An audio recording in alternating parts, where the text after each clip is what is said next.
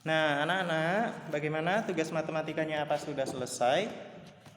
Nah, kita akan lanjutkan pembelajaran kita ya. Coba lihat apa yang Bapak bawa.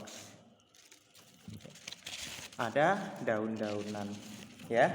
Nah, benar, kita hari ini akan belajar tentang tumbuhan. Setelah sebelumnya di subtema 3 kita sudah belajar tentang pertumbuhan hewan, ada kupu-kupu, nyamuk, dan katak ya. Nah, hari ini kita akan belajar tentang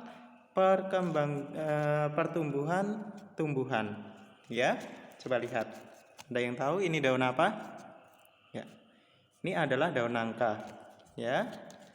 Dan ini daun kelapa. Terus yang ini ada yang tahu daun apa? Ya, ini adalah daun kunyit ya. Dan ini adalah daun pepaya, daun mangga, dan ada daun sirsak. Daun-daun ini Bapak cari hanya di lingkungan sekitar sekolah ya. Nah, anak-anak, sama seperti kayak hewan, tanaman juga tentunya mengalami pertumbuhan dan perkembangan ya. Nah, anak-anak bisa buka bukunya halaman 144, bisa kita baca di sana tentang pertumbuhan tanaman ya. Pertumbuhan tanaman itu ada yang secara alami dan ada juga yang secara buatan ya. Sebagai contoh, daun-daun yang Bapak bawa ini adalah pertumbuhan tanaman secara alami nih. Contoh ini daun mangga. Daun mangga ini berkembang biak dengan cara biji ya. Dengan bijinya berkembang biak ya.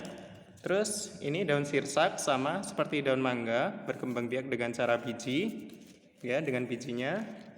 Daun pepaya juga berkembang biak dengan biji. Terus daun nangka sama berkembang biak dengan biji. Daun kelapa juga dengan biji kelapa. Nah, ini yang beda nih. Daun kunyit ya. Daun kunyit itu berkembang biak dengan akar tinggalnya ya. Jenis-jenis tanaman yang berkembang biak dengan akar tinggal itu ada kunyit, jahe, lengkuas. Nah, itu adalah berkembang biak dengan biji ya. Selain biji dan akar tinggal, tentu tanaman juga berkembang biak dengan cara yang lain. Contoh di halaman 144 ya. Ada tanaman yang berkembang biak dengan tunasnya. Sebagai contoh, pohon pisang ya. Pohon pisang, bambu, cocor bebek, dan tentunya tebu yang ada di lingkungan sekitar kita ini juga berkembang biak dengan tunas ya. Nah, terus ada juga dengan umbi-umbian ya, berkembang biak dengan umbi. Contohnya ubi jalar dan lain sebagainya ya.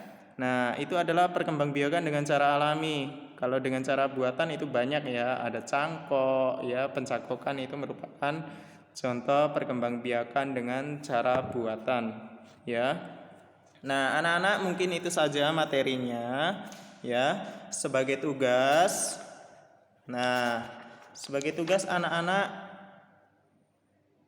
catatlah tumbuhan apa saja yang ada di lingkungan sekitar rumahmu ya. Misalnya ada tumbuhan kelapa, dicatat kelapa itu berkembang biak dengan cara apa ya. Terus misalnya ada tumbuhan misalnya mangga, dicatat mangga itu berkembang biak dengan cara apa, dengan apa ya. Silakan catat sebanyak-banyaknya tumbuhan yang ada di sekitarmu ya. Itu saja untuk tugas kedua hari ini ya. Selamat belajar, tetap jaga kesehatan. Kalau kemana-mana jangan lupa pakai masker ya. Selamat belajar.